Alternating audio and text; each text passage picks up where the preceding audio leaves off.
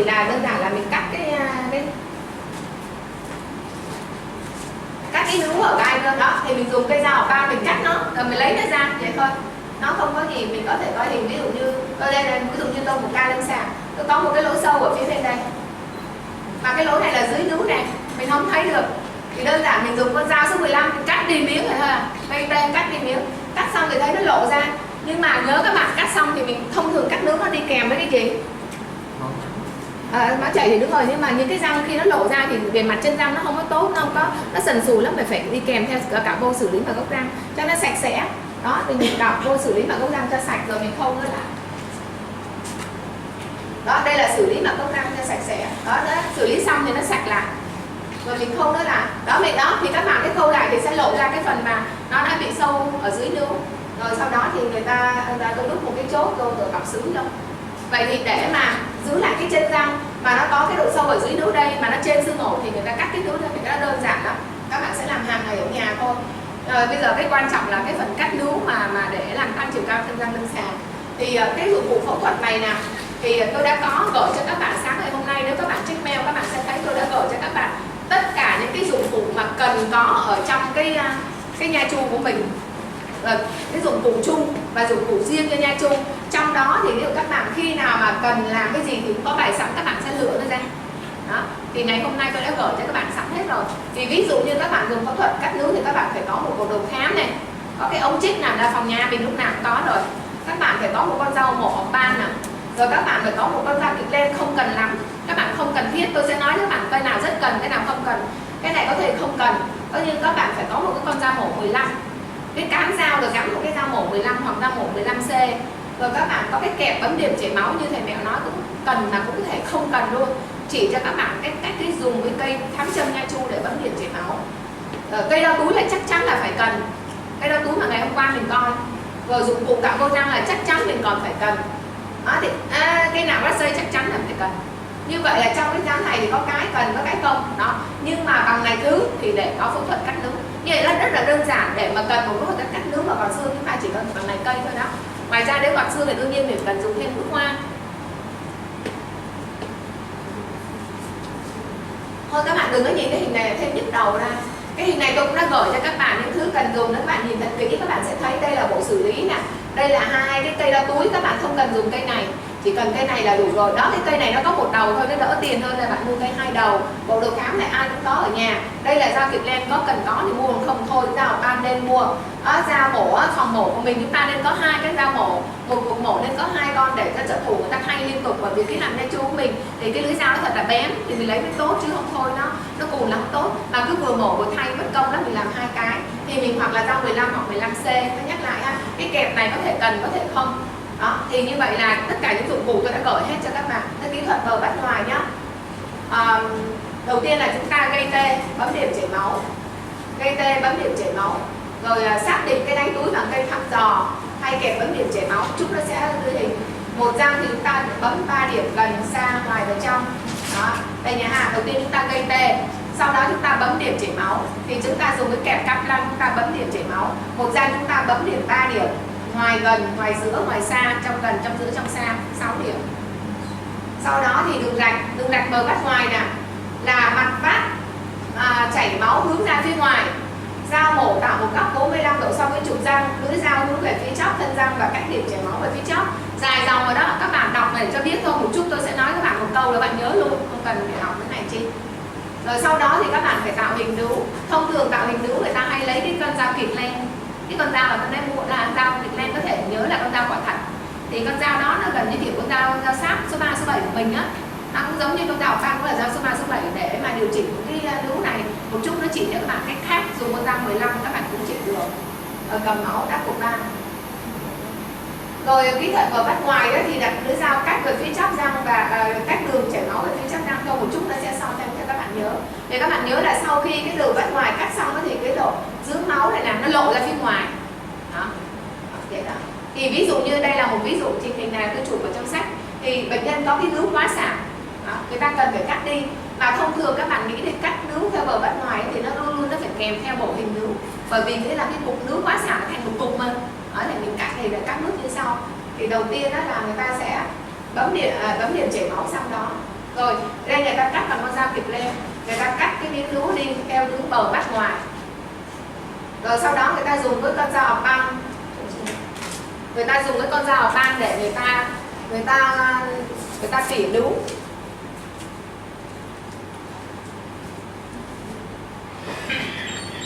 Các bạn cứ yên tâm, bây giờ để mà nhanh á, thì tôi sẽ không nói chi tiết, sau đó tôi sẽ so sánh ở một cái chỗ kia là các bạn sẽ nhớ.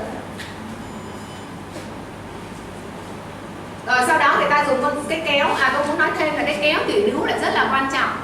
Chúng ta nên mua cái kéo tỉa nướu trong cái bộ phẫu thuật. Cái kéo tỉa nướu người ta sẽ tỉa những cái nướu mà nó bị bầm dập á, cái kéo đó rất là tốt. Sau đó thì cái trường hợp này nó có cắt thắng nữa, cho nên là cắt thắng người ta không làm thôi. Bây giờ chỉ định và bờ vách trong đây các bạn nhớ này. Chỉ định của bờ vách trong là cắt bỏ mô nướu trong trường hợp điều trị túi nhai chu ở sâu trên xương. Thì cái chuyện này là các bạn đã học ở cái bài phẫu thuật lật vạt. Các bạn đã học bài phẫu thuật lật vạt rồi chưa ha? Của thầy mẹ dạy nhỉ? Rồi, thì như vậy cái chỉ định cái bờ vách trong nó đã ở trong đó rồi, coi như chúng ta không nói tới nữa. Ngoài ra cái chỉ định của phẫu thuật bờ vách trong nó có làm dài thân răng lâm sàng để điều chỉnh nụ cười á. Tôi sẽ nói rất nhiều về cái chỉ định này. Đó. Bây giờ chúng ta sẽ nhớ hai cái nhá. Phẫu thuật cắt nướu thì có phẫu thuật cắt nướu theo bờ vách gì? Bờ vách ngoài và bờ vách trong. Bờ vách ngoài chỉ định dùng cho những cái gì nào? Những cái nướu quá sản. Vì vậy cho nên thông thường cắt xong là mình phải bổ hình nướu, những cái u nướu quá sản. Còn cái phẫu thuật bờ vách trong thì nó chỉ định cho hai thứ. Thứ nhất là làm gì? Làm giảm cái độ sâu của túi nhai chu, thì nó nằm coi như là thầy Mẹo nói rất kỹ ở phần phẫu thuật lật vạt rồi. Thì cái phần tôi chỉ nói thêm cái phần sử dụng cái kỹ thuật cắt nướu theo bờ vách trong này làm dài chiều cao thân răng lâm sàng. Tuy nhiên tôi nói rất kỹ lưỡng cái việc làm tăng chiều cao thân răng lâm sàng, bổ hình nướu, gọt xương ổ để tái tạo nụ cười luôn. Đó, thì tôi sẽ ứng dụng cái phần này để nói cái phần mà các bạn mục tiêu của các bạn. Đó, nhưng mà chống chỉ định cắt nướu thì chống chỉ định là sao? Không có nướu sao cắt ha? Hoặc là nó thiếu mình cũng không được cắt. Ví dụ như là tôi rất là tốt là khi nó có 5 ly hoặc là nó 3 ly, còn nếu mà nó thấp hơn nữa các bạn đừng cắt. Nướu dính á, chiều cao của nướu dính mà thấp hơn các bạn không cắt được. Thế không cắt thì làm gì? Mà người ta cũng vẫn muốn làm là tăng chiều cao thân răng lâm sàng. Làm gì? Không cắt thì làm gì? Và di chuyển đó, đúng rồi. Nên nếu chúng ta không cắt, chúng ta làm và di chuyển để chóc. Làm và di chuyển về phía chóc chúng ta phải có kỹ năng gì? Không, kỹ năng gì không muốn nói, thầy Hòa nói là bán phần để lại màng xương để làm gì? Để cố định vào ở chỗ mình muốn cố định. Rồi, điều trị cắt bỏ mô nướu trong trường hợp điều trị túi nhai chu. Cái này xin lỗi không nói, cái này thầy Mẹo đã nói rồi. Các bạn cũng coi lại cái hình này tôi cũng có gửi rồi. Tức là trong trường hợp bệnh nhân có túi nhai chu sâu thì người ta cắt đi, đơn giản là túi sâu quá thì người ta cắt đi, người ta giảm thôi, thì người ta sử dụng cái kỹ thuật bờ vách trong thì thầy Mẹo đã nói rồi ha. Bỏ qua ha. Bây giờ tôi chỉ nói về cái phần làm dài chiều cao thân răng lâm sàng thôi nè. Thì các bước mà bờ vách trong nó tương tự như bờ vách ngoài, nhưng mà tuy giờ nó chỉ có khác là cách cái đường chảy máu về phía thân răng một chút nữa thôi. Các bạn đừng để ý này, một chút nữa tôi sẽ so sánh hai cái luôn. Thì bây giờ trong trường hợp này người ta cắt nướu theo bờ vách trong nè, thì đầu tiên người ta bấm điểm chảy máu 6 cái điểm nè, rồi sau người ta đường rạch thứ nhất là cách điểm chảy máu về phía thân răng và cách điểm chảy máu về phía thân răng người ta dùng con dao mổ số 12. Sau đó đường này là đường gì các bạn? Đường trong khe nướu. Rồi đây là trước và sau phẫu thuật, trước và sau phẫu thuật. Thì cái hình này là tôi lấy trong sách. Và tôi lấy một cái cao của tôi đi, tôi làm cho các bạn thấy rõ nhé. Bây giờ trong trường hợp là bệnh nhân này á, tới với lý do là muốn làm trắng cái răng. Cái này tôi làm lâu lắm rồi, cách đây 10 năm hơn rồi. Thì cái ca này là bệnh nhân tới, bệnh nhân bảo là em muốn đắp composite giống như một người bạn em cho răng trắng ra. Tuy nhiên tôi khám tôi thấy bệnh nhân này vấn đề là cái nụ cười của họ đó, trong nụ cười thì nó có một phần trắng và phần hồng. Thì cái nụ cười của người này cái phần hồng nó nhiều quá, phần trắng ít đi, thành ra nụ cười nó không có sáng. Mặc dù bệnh nhân này rất cao, thì tôi mới nói bệnh nhân là vấn đề của em là cái răng của em nó ngắn lắm, cái nướu thì nó nhiều và nó ngô nhô đó. Khi tôi điều chỉnh cho em như vậy rồi mà em vẫn còn muốn tẩy trắng răng á, muốn làm trắng răng thì tẩy trắng răng chứ không cần phải đắp composite. Thì bệnh nhân đồng ý, thì tôi làm như sau này các bạn nhé. Bây giờ bắt đầu nhớ này, đây là phương pháp phẫu thuật gì nào? Phương pháp gì mình ứng dụng trong trường hợp làm dài chiều cao thân răng lâm sàng, hay là nói tóm lại là điều chỉnh nụ cười đó. Thì bờ vách gì? Bờ vách trong là các bước như sau nhé. Bây giờ mình sẽ nhớ bờ vách trong thôi, từ bờ vách trong mình sẽ suy ra cái bờ vách ngoài. Vậy mình nhớ một cái. Thì đầu tiên là mình phải làm gì? Gây tê, bấm điểm gì? Bấm điểm gì nhỏ gây tê. Rồi sau rồi bấm điểm chảy máu. Thì bấm điểm chảy máu thì mình dùng cái gì? Dùng cái dao gì? Kẹp bấm điểm chảy máu. Nhưng mà mình không có tiền, mình không cần mua kẹp bấm điểm chảy máu, tôi sẽ chỉ cách bấm điểm chảy máu. Tuy nhiên bây giờ cứ dùng kẹp đã, rồi chút sẽ chỉ cách dùng đường kia. Thì kẹp bấm điểm chảy máu nó có hai cái cạnh.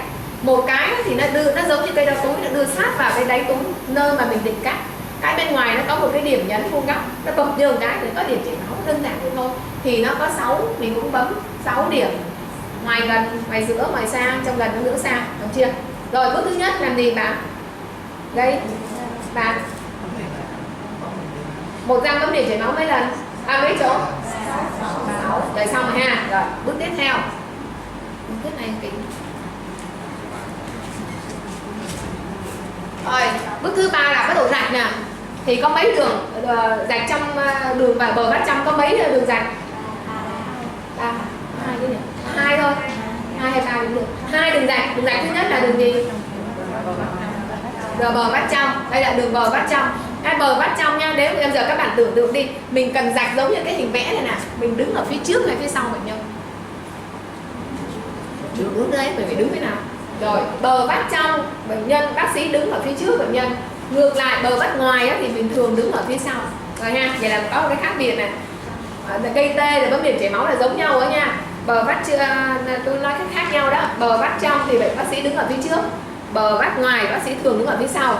Đây là đứng ở phía trước nè, nghiêng dao bao giờ cũng nghiêng một góc 45 độ rồi, hai cái đều nghiêng 45 độ.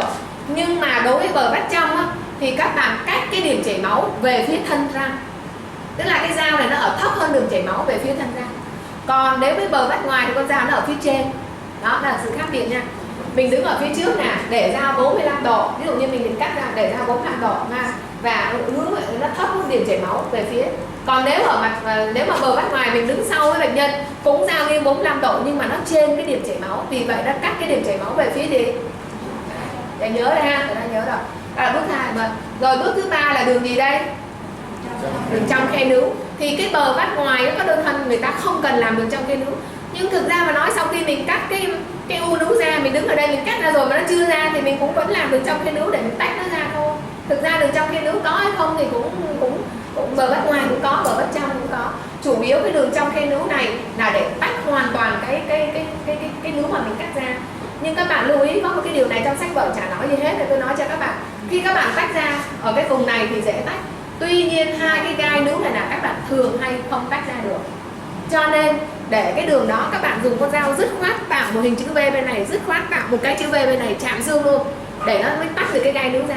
Chứ thông thường các bạn cứ cắt đều đặn thì thông thường cái gai nướu này các bạn không cắt được. Thì khi tách ra nó không có ra nguyên một miếng nướu mà nó cứ gị lại, nó lầy nhầy ở cái vùng đó. Vậy cái bí quyết ở đây á, là khi cắt tới đây các bạn cố gắng cắt thật mạnh con dao sát gai nướu, cắt thật mạnh cái sát gai nướu để lấy hoàn toàn được cái miếng nướu ra. Cái hiểu chỗ đó không ạ? Khi nào đến chiếu đến cái băng video thì tôi lại nhắc lại cái chỗ đó, tôi sẽ làm như vậy, tôi nhắc lại.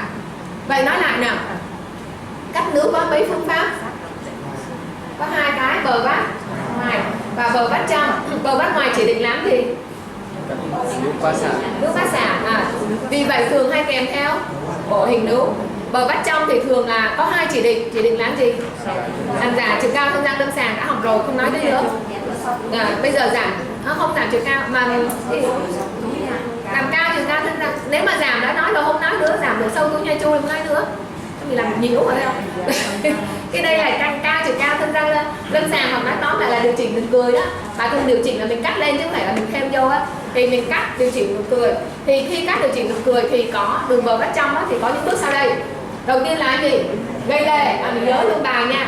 Bờ vách trong thì mình đứng trước hay sau? Bờ vách ngoài thì đứng sau, đúng không? Gây tê xong làm gì? Mấy điểm? 6 điểm. Sau điểm xong rồi bắt đầu dùng dao mổ thì nghiêng góc bao nhiêu? Cả hai cái đều nghiêng góc 45. Như vậy nếu như bờ vách trong thì nó như thế nào so với điểm chảy máu? Về phía bờ răng. Còn nếu bờ vách ngoài thì nó ở phía trên. Đó, vậy ha. Bờ vách ngoài, bờ vách trong thì đa phần người ta đều dùng theo cái đường một cái rạch nữa là đường rạch trong khe nướu. Tuy nhiên bờ vách trong là chắc chắn rồi đó, và bờ vách ngoài có thể không. Đường rạch trong khe nướu rất là lưu ý, mình phải rạch dứt khoát ở ngay cái vùng gai nướu để mình lấy ra được miếng gai nướu cho nó bén gọn. Và dao mổ phải thật là sắc bén để mình lấy ra bén. Không thường các bạn cắt xong nó cứ lầy nhầy nó không có đẹp. Chính vì vậy cái con dao kiểu nướu nó rất là hiệu quả trong trường hợp này. Nó không đẹp là các bạn lấy dao kiểu nướu gọt lại cho đẹp. Rồi chưa? Rồi thuộc rồi ha. Rồi gì nữa? Đó, cuối cùng thì lấy nó ra. Lấy nó ra bằng con gì? Dễ lắm. Ở đây thì người ta cứ bảo phải lấy cái dao bằng lấy ra cái thực ra. Các bạn cứ lấy cái cây nào lót dây để các bạn phải lấy ra được rồi. Thế các bạn chuẩn bị cái bộ phẫu thuật cắt nướu thì có cây nào lót dây không? Để làm gì? Không, cái đó thường thôi. Làm gì? Luôn là setup cái bộ đó phải có cây xử lý bốc răng để mà, vì như tôi đã nói cắt nướu xong là phải xử lý cái móng họng ra. Bây giờ mình lấy nó ra, đó, nếu mình lấy được nguyên miếng mà nó đẹp như vậy, mình lấy nó đẹp thì mình không làm nó đẹp ha. Nếu mà mình lấy nó đầy nhầy thì không tốt, nếu mình cắt sang cho nó bén vậy thôi. Ở đây làm gì? Đây lại làm gì đây? Làm mà mình làm hàm toàn hàm á, mình lấy hay lấy ra mình biết qua biết lại gọi là gì? Tỉa sáp á.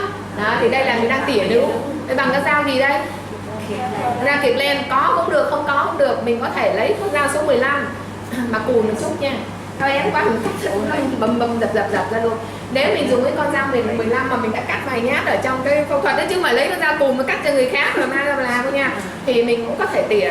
Thì nếu mà có dao này để làm gì? Y hệt như các bạn tỉa sáp ở trong hàm đấy đó, các bạn sẽ làm cái phần giữa cái răng nhô lên, ở giữa cái gai nướu thì nó hơi lõm xuống, tức là mình làm theo đúng hình dạng giải phẫu ha. Rồi. Thì cái hình này là gọi là bổ hình nướu nha. Đó. Rồi bây giờ đến đây là cắt nướu là xong rồi đó. Đắp bột băng cho bệnh nhân ra về rồi. Nói là cắt nướu theo bờ vách trong có những bước sau. Bắt đầu bàn cắt rồi ra cắt xong làm đường gì nữa? Đường bờ vách trong là đường gì? Trong khe nướu mà nó kia nhanh. Bàn kế nhìn gì xanh chi? Trong khe nướu rồi tới đâu? Đừng có viết sách. Trong khe nướu rồi tới làm gì nữa?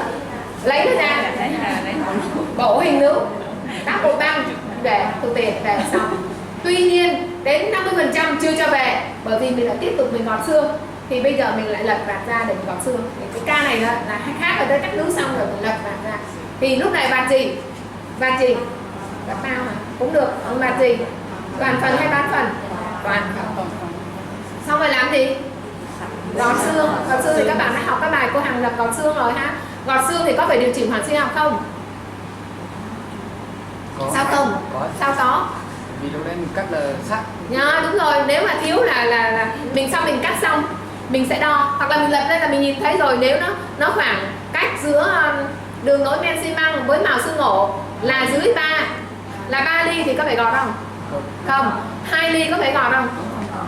2 ly cái khi cũng phải không. 1 ly thì có gọt không? Có gọt. Vậy như vậy không nhất thiết lúc nào cũng gọt xương, gọt điều chỉnh hoàn sinh học, thiếu thì gọt không thôi. Còn cái đây là đang nói đến việc điều chỉnh mặt ngoài. Vì xương nó nhô á, điều chỉnh xương ổ. Điều chỉnh đến bao nhiêu thì vừa? Gọt cho thấy lộ chân răng ra hả?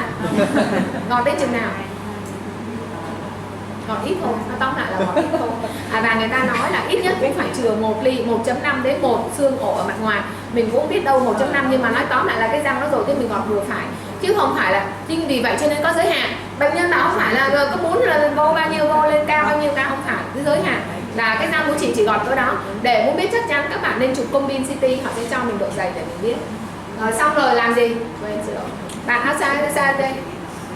Xong rồi. Gọt xong rồi làm gì? Khâu rồi. Xong. Thì các bạn khâu vô. Khâu cũng gì đây? Treo. Mũi số 8 là không có treo thì cũng được. Nhưng mà nếu mà phía trong nó lắc lư á, nếu mà cái mạc phía trong thì mới ấy, còn đây mạc phía trong nó cố định, các bạn không mũi số 8 được rồi. Cái kẹp này là kẹp gì? Chưa học. Kẹp ơ học chưa? Chưa. Cái này là cái gì? Nhưng mà sau phẫu thuật thì bệnh nhân cười đẹp quá, không tẩy trắng răng, không đắp, thế là mất luôn mối.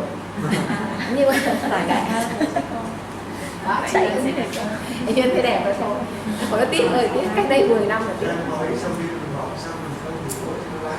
Xin lỗi, đúng rồi, chính xác, xin lỗi, đúng rồi, đó không cái hình đó. Mà hình như hồi xưa tôi làm thầy tôi không làm.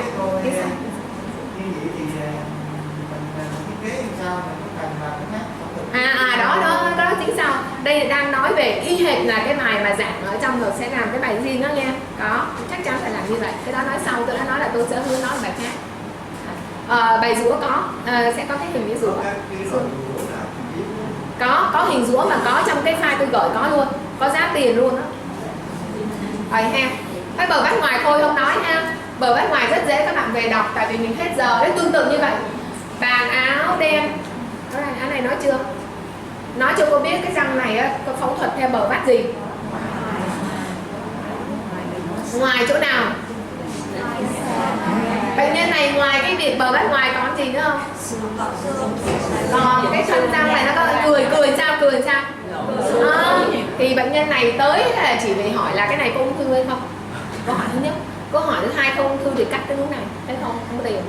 Xong rồi năn nỉ hết sức là cắt nướu đây đi, không tiền. Thế xong rồi bác sĩ phải có những thuốc khuyến mãi cái vụ cắt nướu ở đây luôn. Cắt nướu đây rồi bảo là năng giảm, không chịu luôn. Nói tóm lại là chỉ cắt cục nướu này đi ra thôi. Thì như vậy là tôi sẽ cắt nướu ở đây theo bờ vách trong, cắt nướu ở đây theo bờ vách ngoài, điều chỉnh xương ổ, làm tùm la khuyến mãi, là chủ yếu là cắt cái này và cho bệnh nhân đi làm giải phẫu bệnh, là không có bị ung thư vậy không. Thế tuy nhiên là đây là một ca là kết hợp giữa phẫu thuật bờ vách trong và với bờ vách ngoài.